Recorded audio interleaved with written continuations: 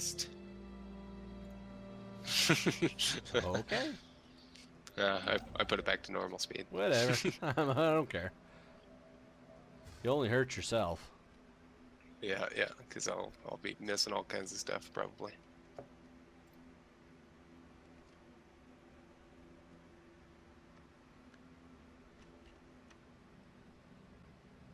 Let's see.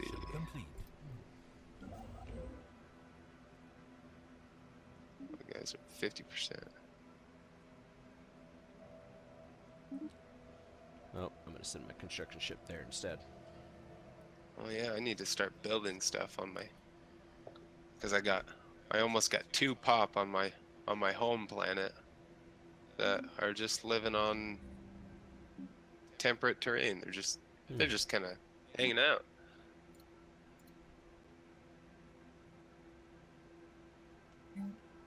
Oh yeah, another system surveyed. System survey complete.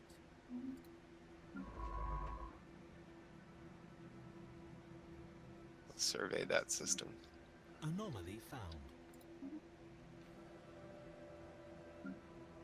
That guy's building some research there. I got 14 months till my improved spaceport is researched. I kind of like the way the research is set up in this game. I actually like that, because then you can't just like beeline to something specific. You know what I'm saying? It's kind of makes it a little bit more interesting. Different fields and categories, and scientists can have strengths in certain categories where they won't in others. Yep. Oh, this planet is not within our borders. Let's see.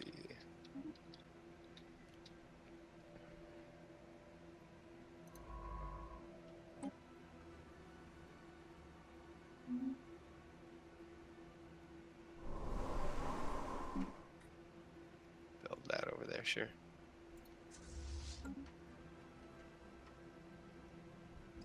Construction has been completed. I almost have another system that is fully built on. Good man. I'm moving on to my third system. Yeah, this will be my third system that's got System survey. what are they complete. called? Outposts, mining Yep. stations, research stations, and all that stuff. Like Outposts are actually different from, I mean, just for this game alone, and I know you used outposts, and I understood you, but for anybody playing this game, posts mean something different. They cost Right. they cost energy or minerals and energy and stuff, and they expand your borders. your area of influence. Yeah. So, but it is at a cost. But you could acquire systems or get closer to enemies, or different Yep. reasons why you'd put an outpost somewhere. But it Yep. is a strategic move, just much like you'd put military outposts. But these are slightly different than military outposts. They're mainly to increase your borders and stuff, and allow you to collect more minerals and do more influence and do all kinds of things. Yeah. It's good stuff. It's good stuff. Amen, brother. Learning about all kinds of good stuff in this game here. I hope I'm being semi-useful from what I kind of remember of this game a couple weeks ago. No, we're good, I think. Yeah. I think things are just humming along right now. And it's ramping up. I mean, you kind of get... As I told Grimes before we started recording today, this is kind of a slow-paced game. You just kind of ease into it. Remember that you're going to take some time learning a buttload of stuff. You kind of have to process quite a bit of things. So don't try to rush it. Just take it all in. Take in the beauty. Admire the politics and everything like that. It's actually a fairly well thought out game. As far as balance and things are concerned, when it comes to multiplayer and things like that, I have no clue. I can't even tell you. Don't even ask. Haven't gotten there yet. I've only done single player with Grimes and just myself. Right. But don't try to, like I said, don't try to rush it. Let it come to you. Take time to... I know if you're watching my screen, I'm kind of whipping and whizzing through stuff only because I kind of know what to look for. take your time to actually read the crap in here and try to understand what it's trying to tell you. It will not all make sense the first time around. I'll tell you that much. You'll look at it and you'll be like, well, what does that do for me? Is that good? Is that good? So, for example, I'm looking at, if I were to play this the first time, energy storage capacity plus 1,000. Well, is that good? It unlocks a fusion reactor. Is that also good? I don't know. I don't know what that does for me. Well, this is what it does for you, son. Your energy storage capacity, that means the maximum amount of energy that you can store. So if you look at the top left corner, where your energy storage stuff is, your number amount and then plus whatever, if it says plus 1,000, that means instead of holding 1,000, you hold 2,000. But if you're constantly spending the energy, then it doesn't really mean a whole lot. The other thing you have to consider is fusion reactor. Oh, that actually goes on your ships, and that makes them kind of better in that sense with the engine. So it won't all make sense to you right off the bat. Just understand that. Take some time, let it sink in, don't drink as much as Gankhuu does, and you'll be okay.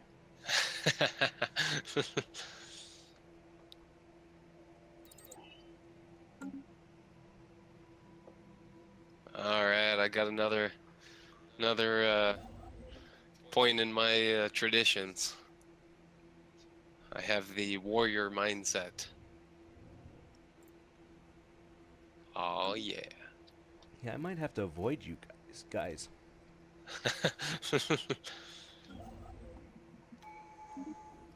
Don't worry, we could be friends. You know. Yeah, friends. Wink, wink. You know. Hitler had his Mussolini. It's all right. Yeah. Terrible analogy.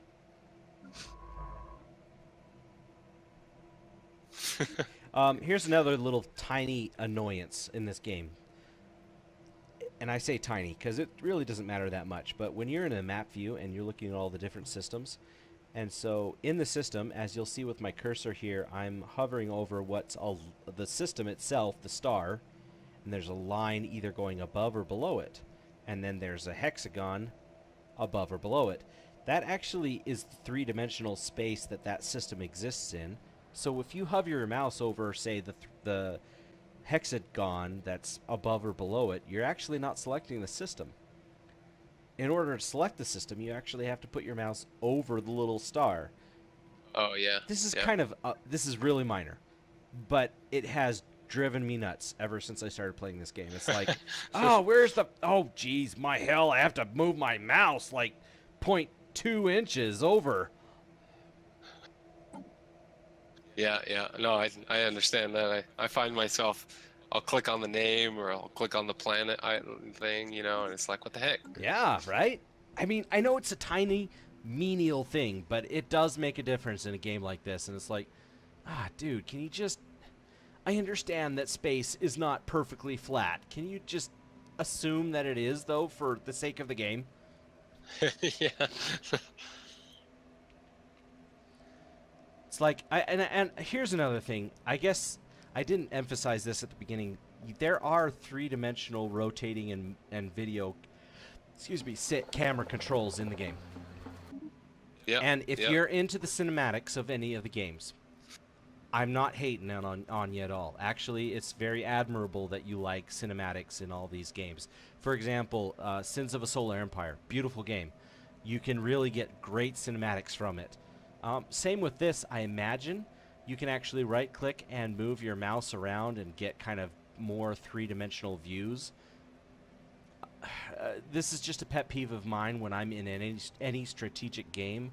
I kind of like to keep the same orientation that I start with, because that's how I, in my brain, recognize everything. If I were to flip my board 180, things somehow don't click in my brain quite as well. It's kind of like if you take a chessboard, you're playing black, your opponent's white, you flip the board around and you're still playing black, but yet the perspective is completely changed. That's the same thing. That's what's happening with me when I flip the board around. It's great for cinematics. It's terrible for strategic minds. Yeah. Or So I got. good for strategic minds if that doesn't phase you. If it doesn't bother you at all, no matter what way you look at it, you can tell everything and it's all the same to you. You, my sir, good sir, are a genius, or good ma'am, madam. You're a genius. So I got an event here. Oh yeah, sweet. It's a habitable world survey. Mm-hmm. So basically, our xenobiologists are urging us to focus on planetary survey efforts on habitable life-bearing worlds. Of course. So I can choose to say that's a commendable initiative, and it begins the habitable worlds survey event. Oh.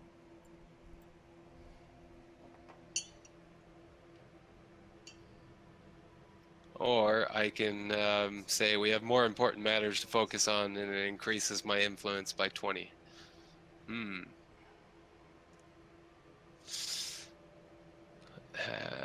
already have 234 influence, so I could probably start the survey event chain. You know, we can focus our planetary survey efforts on habitable life-bearing worlds. Sure.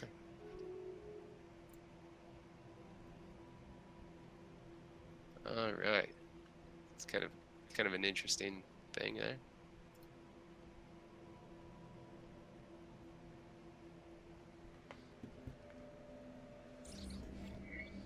Survey that system. Situation log updated.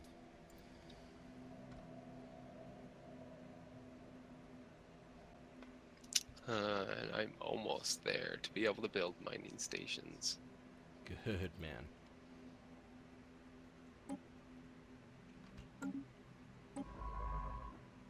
Let's see. System survey complete. Oh, there is somebody else in the system. It's a primitive civilization, late medieval age.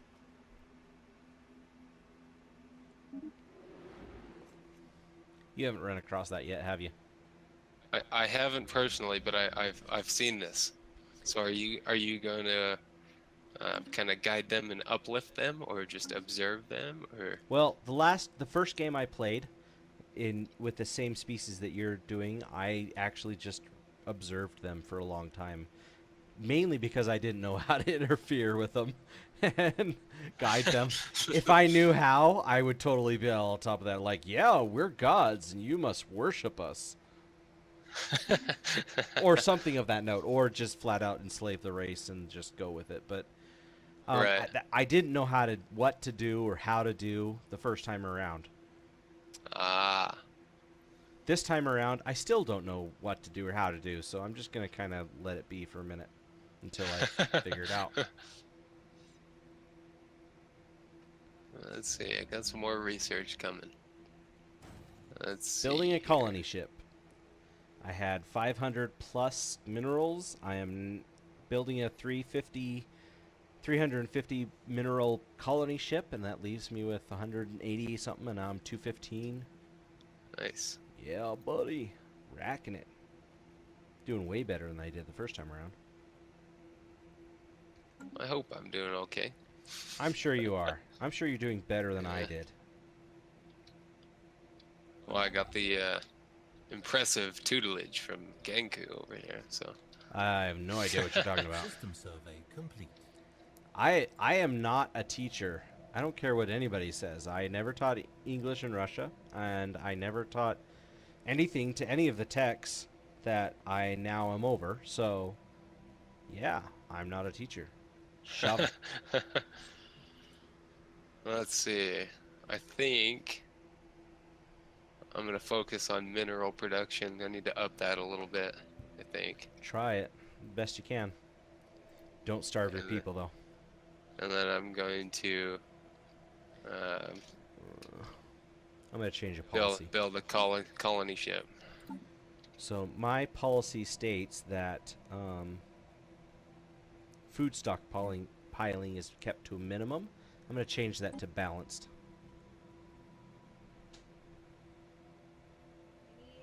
Man, I just I can't change this for another 10 years. If you change it once, you can't change it for 10 years.